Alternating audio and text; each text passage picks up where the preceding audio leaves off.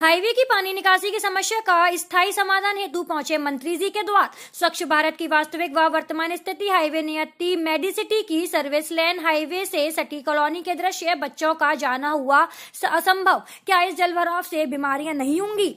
यही कारण है कि आज सर्वेक्षण में यूपी का कोई भी जिला टॉप 10 में शामिल नहीं हो सका है। जब ब्रज में जहां हम स्वच्छ भारत का सोच कर चलते हैं यह स्थिति है, तो यूपी के अन्य जिलों में क्या स्थिति होगी? स्वच्छ भारत की वर्तमान स्थिति आप सभी के सामने है।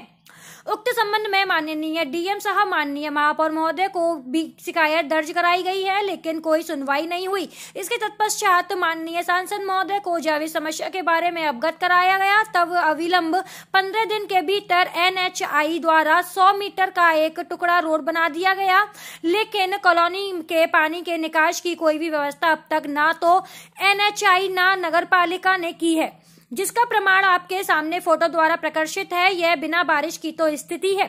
हर वर्ष बारिश में यहाँ के स्थानीय निवासियों को यह समस्या देखने को पड़ती है, लेकिन अब तक नगर निगम कोई नाला बनाने के लिए तैयार नहीं है और न ही यहाँ पर कोई भी सफाई कर्मी सफाई के लिए आते हैं।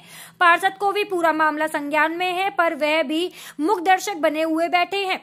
उक्त संबंध में आज माननीय ऊर्जा मंत्री जी को प्रार्थना पत्र सौंपा गया है, जिस संबंध में माननीय ऊर्जा मंत्री द्वारा संज्ञान लेते हुए 1 हफ्ते का समय दिया है, जिसमें कहा गया है कि 1 हफ्ते के अंदर एक मीटिंग माननीय डीएम साहब की अध्यक्षता में NHAI और नगर आयुक्त आदि सभी के आहूत की जाएगी, जिससे इसका स्थायी समाधान निश्चित निकाला जाएगा। अगर उस मीटिंग में भी 1 हफ्ते के अंदर इस समस्या का समाधान नहीं मिल पाता है, तो वहाँ के स्थानीय निवासी सभी लोग मिलकर धरना प्रदर्शन करेंगे, क्योंकि लास्ट हमारी ये मंत्री जी की उम्मीद थी। सांसद महोदय को दे चुके, महापौर महोदय को दे चुके, डीएम साहब को दे चुके, अब मंत्री जी को दे चुके। अगर इसके बाद भी कोई समस्या का समाधान नहीं हुआ तो हम लोग धरना प्रदर्शन करेंगे, क्योंकि हमें अपनी समस्या का स्थायी समाधान चाहिए।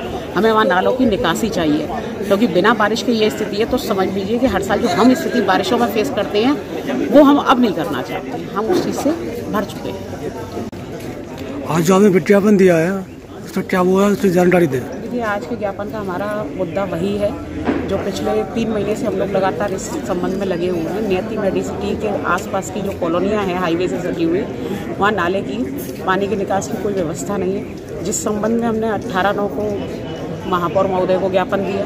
उनसे टाइम भी लिया था मिलने का, लेकिन वो अपनी सीट पर नहीं मिले। स्टेनो को देके आए हम लोग ज्ञापन, उसके पश्चात वहाँ से भी कोई समाधान नहीं है। उसके बाद 23 तारीख को हमने डीएम साहब को भी ज्ञापन दिया। 23 तारीख के बाद माननीय सांसद महोदय को 28 तारीख को ज्ञापन दिया। लेकिन हाँ, सांसद महोदय ने एक वहाँ पे जो रोड की समस्या थी वो तो 15 दिन के अंदर सॉल्व करवा दी। हम उसके लिए उनका धन्यवाद आपके माध्यम से देना चाहते हैं। लेकिन जो पानी के निकास की वहाँ की समस्या थी वो टस से मस नहीं हुई अभी तक। नगर निगम कोई सुनवाई करने के मूड में नहीं है। पार्षद गढ़ कभी आके झांकते नहीं है क्षेत्र में। वहाँ जब तक नाले नहीं बनते या फिर वहाँ के नालों की कनेक्टिविटी मसानी या कुसुम वाटिका के नाले में नहीं होती, तो वहाँ बिन बारिश के भी जो 2-2 फीट पानी भरा रहता है और नालों की समस्या है वो अब तक नहीं सॉल्व होगी। और जैसा कि ब्रज में पहला कट हमारा गोकुल रेस्टोरेंट पड़ता है, तो जो सर्विस लाइन हमारा पड़ता है नियति से जो कट अंदर जो ब्रज में बाहर के लोगों की इमेज जाती है। अभी कहते हैं ना, जैसे यूपी में अभी सर्वे हुआ था स्वच्छ भारत का, यूपी का कोई भी जिला नहीं आया। जब हमारा ब्रज जिसे धार्मिक स्थिति कहा जाता है वहाँ की ये पोजीशन है, तो यूपी के अन्य जिलों की स्थिति कैसी होगी?